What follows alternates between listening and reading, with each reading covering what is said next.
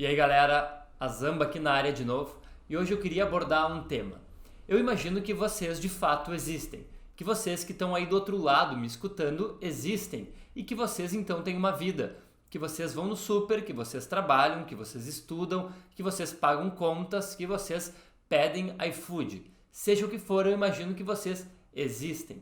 E eu imagino que no meio dessa existência de vocês, vocês creem. Eu acho que vocês acreditam, vocês têm fé em algumas coisas. Alguns, a maioria, deve acreditar num Deus, talvez num Deus único.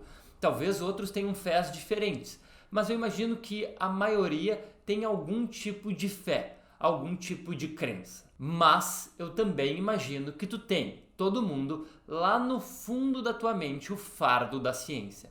Não adianta. A revolução científica injetou no nosso cérebro a eterna dúvida. Ela injetou no nosso cérebro um eterno questionamento e análise do mundo. E eu imagino que várias vezes esses dois pontos do teu cérebro, a fé e a dúvida da ciência, entram em conflito. E talvez tu fique um pouco confuso de como entender essas coisas. Então, vamos viajar um pouco nisso. Mas antes, te inscreve aqui no canal do YouTube, dá um like, comenta aqui o que tu achou do vídeo, porque isso é sempre legal e ajuda o canal a crescer. Mas vamos lá. A contradição que existe entre a ciência e a fé pode ser sempre colocada da mesma maneira. A pluralidade de objetos que a fé se dirige atestam contra a própria fé. A frase talvez fique um pouco confusa, ouvindo rapidinho, mas ela não é. O fato é que os objetos que a fé se dirige são múltiplos. Alguns acreditam num Deus monoteísta, outros acreditam nos Zeus e no panteão grego, outros acreditam em Alá, outros acreditam em Shiva, outros acreditam no Deus dos Polinésios, seja lá qual for o Deus dos Polinésios.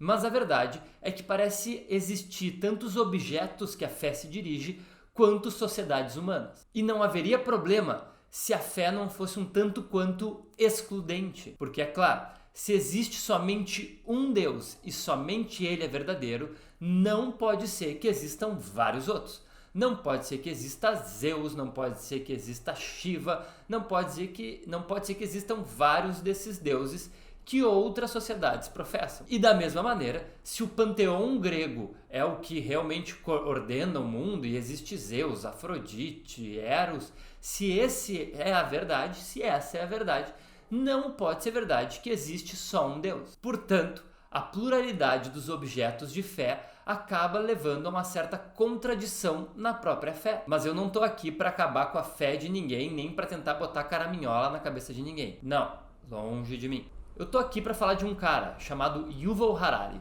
O Harari é um pesquisador bem jovem, tá aí, deve ter 40 e tantos anos, e ele pesquisa sobre algumas questões. E ele lançou 2 livros muito pops, que é Sapiens e 21 lições para o século XXI. E nesse livro ele aborda a questão da fé, ele aborda a questão da crença, ele aborda as questões das divindades, entre outras. E ele aborda a partir de uma ideia de mitos partilhados. A ideia do Harari, bem sucintamente, é que nós, seres humanos, somos capazes de viver em 2 tipos de realidade. Nós vivemos na realidade objetiva, que é a realidade dos rios, das árvores, do sol, do mar, das pedras, e nós também somos capazes, seres humanos, de viver na realidade imaginada. A realidade imaginada é aquela realidade das histórias que nós, seres humanos, contamos uns para os outros. E como exemplo de realidade imaginada, a gente pode pensar, por exemplo, nos brasileiros. Claro, os brasileiros, o brasileiro não existe como uma pedra existe, como uma árvore existe. Ele não existe como um objeto. Nós inventamos para nós, há pouco tempo atrás, inclusive, que existe algo como o Brasil. E que todos nós que nascemos no Brasil somos brasileiros. E a partir daí existe uma realidade imaginada.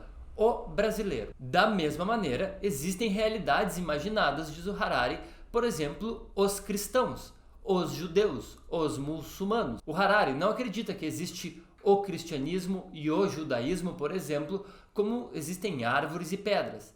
O Harari acredita que são histórias que nós contamos uns para os outros, que vem desde a ideia de um único Deus, a ideia de um Cristo, e isso leva a gente a se identificar como cristãos, judeus. Mas segundo Harari, essas são realidades imaginadas e não objetos do mundo natural. Mas a grande sacada do Harari é nos apresentar a ideia de que essas realidades imaginadas por nós superaram a realidade objetiva. Por isso, hoje tu é capaz de fazer uma guerra, e nós fomos capazes de fazer muitas guerras na história da humanidade baseados na realidade imaginada.